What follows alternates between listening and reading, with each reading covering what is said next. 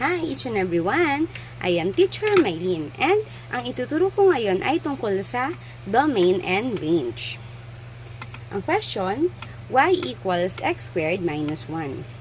So kapag ganyan na polynomial na agad ang given natin, pwede na tayo agad mag-come up sa answer natin for domain. Ganito natin siya isusulat. So domain, set builder notation, gawin natin x such that x is an element of all real number. Ayan. Yan ay kapag wala tayong restrictions o ang given ay isang polynomial na. Okay. Next naman is i-compute na natin, isolve na natin yung range. Para ma-solve natin yung range, kailangan maiwan sa right side or left side yung x squared na walang kasama. So, yung y, and then yung negative 1, itatranspose natin, magiging y plus 1 equals x squared.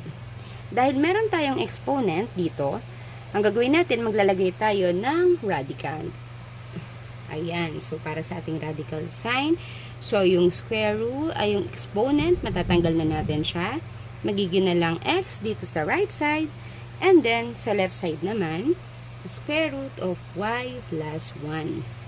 Okay, so dito sa radicals, hindi tayo pwede magkaroon ng negative number, kasi magiging yung imaginary or error. So, kapag kaganyan, ang gagawin lang natin ay ganito. Y plus 1 is greater than or equal to 0. So, hindi na pwedeng bumaba sa 0 yung value ng y plus 1 kasi magiging imaginary na. Okay, let's go on. So, next step, kailangan natin matanggal yung positive 1 by transposing it to the right side. So, magiging y is greater than or equal to negative 1. So, yung range natin, meron na tayong sagot.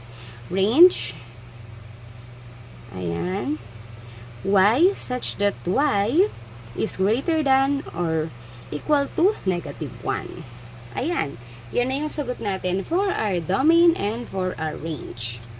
Okay? So, ngayon, bigyan ko naman kayo ng question. Y is equal to x squared plus 5. Okay. Sagutin ninyo ito at i-comment sa ating comment section below. Thank you!